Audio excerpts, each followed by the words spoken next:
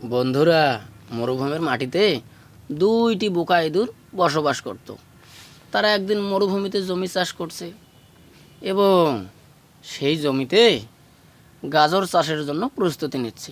যে কথা সেই কাজ। তাই তারা পুরো জমিতে গাজরের বীজ রোপণ করলো।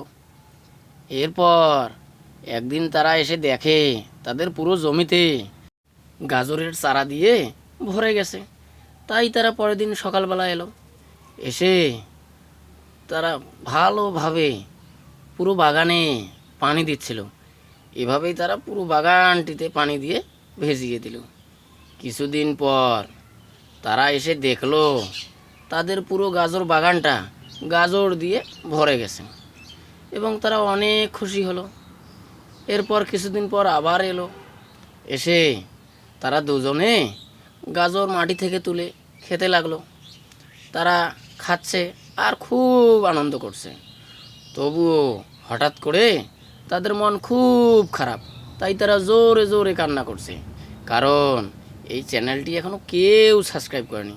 তাই বন্ধুরা, চ্যানেলটি তাড়াতাড়ি সাবস্ক্রাইব করে দাও আর নতুন নতুন ভিডিও দেখার জন্য আমাদের সঙ্গেই থাকো। ধন্যবাদ।